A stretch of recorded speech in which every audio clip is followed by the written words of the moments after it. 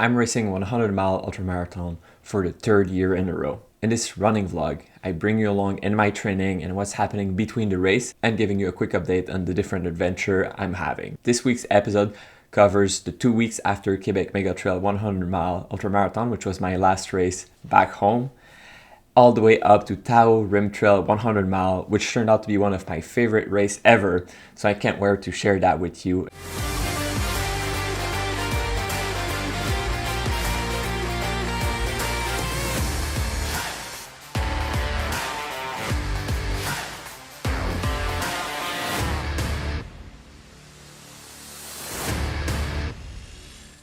Hey, Simon here, welcome to my channel. My channel is meant to inspire you to have your own adventure, ultra running, trail running. On this channel, you'll find a mix of my own adventure, racing ultra marathon, but also tip video that will help you get out there and have a good day on trail. Today on this training running vlog, I'm discussing about everything that happened between my last race, Quebec Mega Trail 100 mile back home, which was a great race, great experience, very rugged, very technical running, all the way to Tahoe Rim Trail 100 mile 2 weeks later. A very different race, very runnable course, but also a lot of mountain, at altitude, and in the heat. An amazing race, a great experience, seriously one of my favorite races, and I can't wait to share that experience and that adventure with you in a week or two in an ultra running documentary. But today we're talking about the training in between and a little bit about the race itself. 2 weeks only is a short period of time. Typically what I do after an ultramarathon is about 1 week of recovery, and before the next race is about 1 week of taper. But because the period of time was so short this time around, I leaned a lot on active recovery and cross training. Because I always say it, you have to balance undertraining and overtraining all the time. If you don't train enough, your body won't be prepared for the race and you risk an injury during the race. But if you train too much, if you don't have enough recovery, if your body is not healing from race and from the training, you risk injury in training, which then coming in a race already injured is a recipe for disaster. You're going to aggravate your injury, you're going to DNF. So you have to find that sweet spot, and that sweet spot is not necessarily a fixed target. It will move depending on how well can you sleep, how well can you eat, and these sorts of things. So I've tried to find that sweet spot a little bit, and I think I missed the mark a little bit, and I'm going to adjust a little bit for my next races, which are Angeles Crest 100 mile, Leadville 100 mile, then we're doing a Tour du Mont Blanc with Nora, self-support, that's going to be a great adventure, and then 1 week later we do Tour des Géants in Italy, 200 mile, 80,000 feet of gain. That is my dream race, that is my goal race ever since I've started running, so I'm very excited about that one, but slightly worried because it's going to be the toughest race ever. So first week immediately after QMT, it was recovery, and I leaned a lot on cross training and active recovery. I start immediately with that, went to the gym, a little bit of biking, a little bit of sauna. I used biking a lot in this cycle because I want to build up my leg ahead of races that are all mountain races, if you've noticed. All of these races have 15, 20, 25,000 feet of gain. So you have to have strong legs, but also I'm not quite ready to start running or even walking immediately after a race like QMT. QMT was rough, QMT was steep, and what that means for me is that my calves were heavily destroyed, which results in my Achilles and my heel being very problematic. So it's a subclinical injury, I would say, that I just really need to monitor and be very careful, focusing on the priority, and the priority is to be healthy. Tuesday, I did my classic little walk around work. I was pretty slow, it's about 2 miles, so about 3 kilometers, just to get moving a little bit. My Achilles were still very sore, but I was trying to get movement as much as possible. And after the walk, I felt decently fine. So I decided I would go to the gym, tried a little bit of strength training, but it was such a short session that I didn't even record it. I was not quite ready for that. Instead, I did a little bit of jogging, very slow, very sluggish. It didn't feel good. I kind of regret doing it, but I felt I needed to try, and I didn't push too much. That's why I went to the gym. I went on the treadmill so that as soon as it feels bad, I could stop it. And that's exactly what I did after 3 miles or 5K. I was like, this is not good right now. Instead, I went to the sauna. Sauna also is good for relaxation of my muscle. I like to massage them a lot in there. But also a lot of my races that are coming up are pretty hot. Tahoe is hot, Angeles Crest is hot. Leadville is not necessarily hot, but they say sometimes heat training can help you with altitude, so hey, why the hell not? Wednesday, I tried again the treadmill. Not too fast, so 9:15 for me, that's a little faster than zone 2. I was really trying to push the pace. I guess I was really nervous about the races coming up and I really wanted to get to running as much as possible. I managed to do 5 miles, about 8K. So it's a decent run, but you can see that I'm not able to fully train, and I don't know if I was aggravating thing with my heel and my feet a little bit. So I stopped at 5 mile, switched to cycling, not necessarily the highest intensity, but already I'm cranking up the power, and then I finished the session with sauna again. Thursday, a little shakeout run. I was starting to be a little smarter about it. After 2 miles, I stopped. I switched to biking, but I did crank up the power a lot on this one. That was a pretty good session. I was dripping in sweat. For me, power like that, based on the fact that I'm not trained to cycle anymore, that's actually a pretty good workout. I would put that as an equivalent of a tempo run. So I was really pushing, I was really dripping in sweat. And I still went to the sauna afterwards, which was really tough because I was already overheated. Friday was the last day that I was at home. So you might have noticed, actually, I think I was home for less than 5 days, flying back from Quebec and then driving all the way to Tahoe. So I was able to get one final session at the gym. I decided that based on the time that I had, which was fairly limited, I had 1 hour, I decided I'm just gonna cycle. As I said before, my running was still not quite there, and we had some planned long run in the weekend, so I decided I'm just gonna cycle. But 200 watt for 1 hour for me is a pretty decent workout, so I was really happy with that. Jumped in the car, drove, and then we had a fantastic weekend. I raced so much that we don't necessarily have as much time as we used to with Nora to be just out there on trail, which is something that we both miss. So now on the way to Tahoe, we decided to stop first at Kings Canyon, where we did not the Ray Lake loop, but we went from the east side all the way to Ray Lake. Gorgeous lake, gorgeous mountain pass at altitude at 12,000 or 12,500. I was not feeling great, Nora was not feeling great, but it was great to be on trail together. Then on Sunday we met some friends, JB, Star, Darren. We were in Yosemite. They showed us a pretty cool trail that goes all the way from kind of the northeast of the park all the way down to the valley and then back again, giving us a great view of the Yosemite Valley, of Half Dome.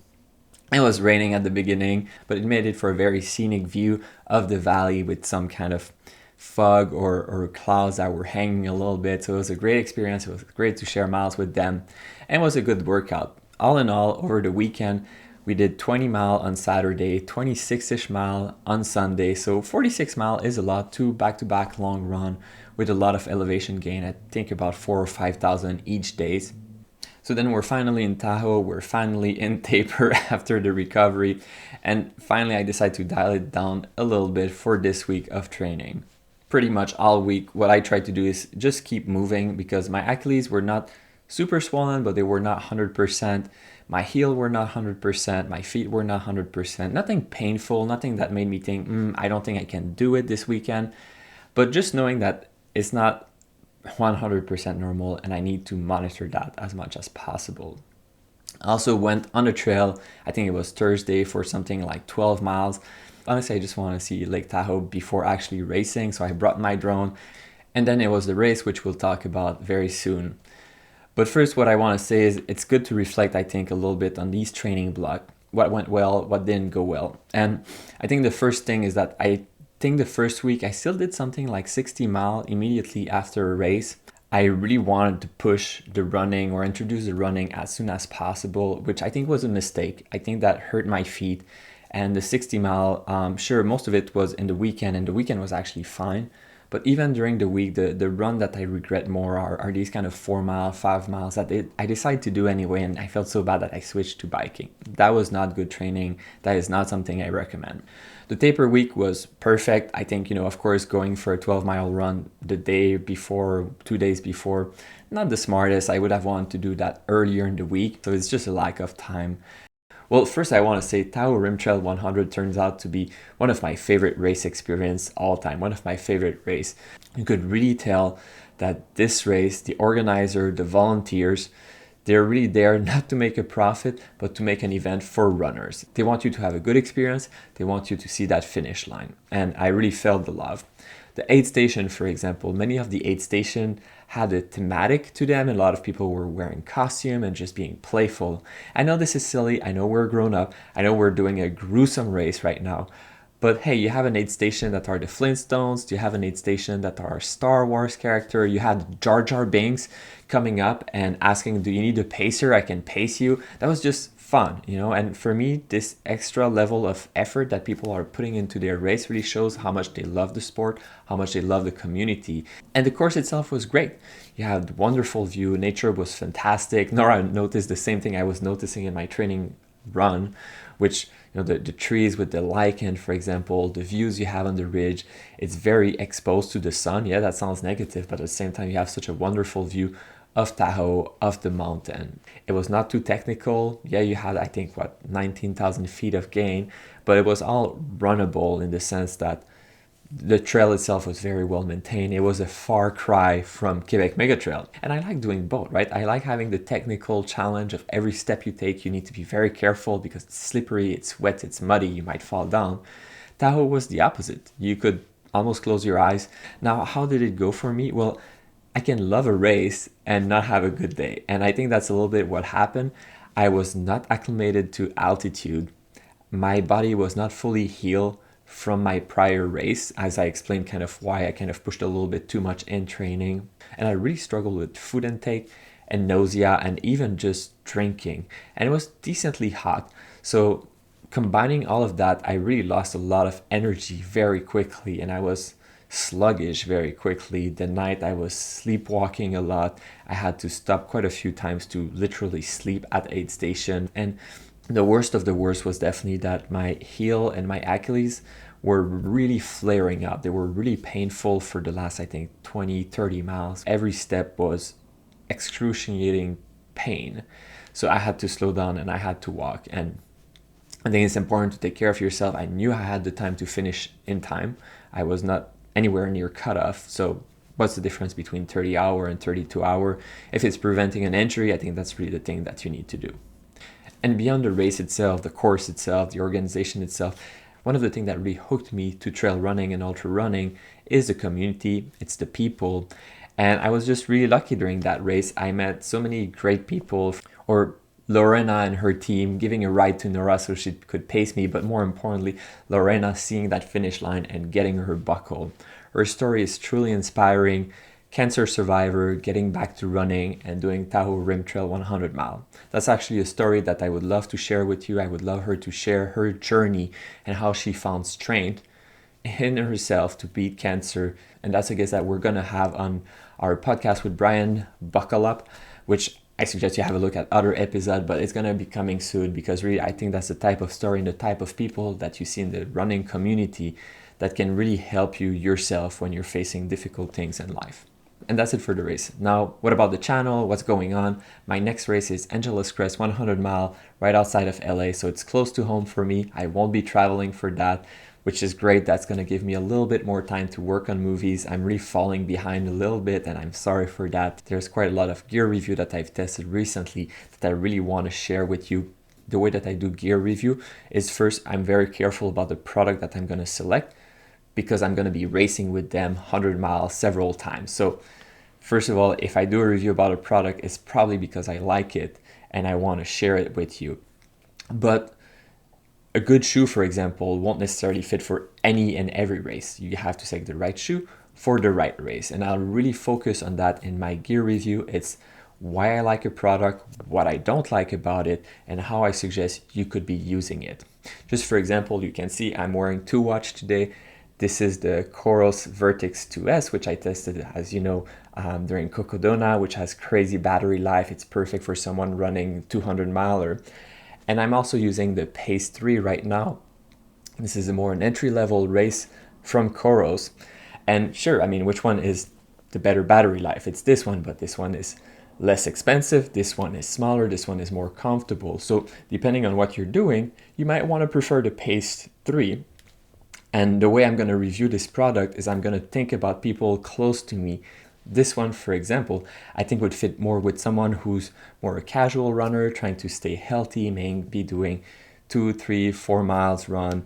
and not necessarily racing, but just wanting to upgrade their tracking a little bit, having a heart rate monitor instead of using their phone. And the person I have in mind right now is my mom. I love my mom. I want her to have the best, but does she necessarily need the big watch that will last for a full week on GPS? Not necessarily. Maybe this watch is the perfect watch for her. So while I'm reviewing it, I'm rethinking, okay, would I recommend this watch to my mom or not? As always, if you appreciate this video, please leave a thumbs up, comment below, share it with friends. We can all learn from these things. I appreciate you tuning in and see you next time.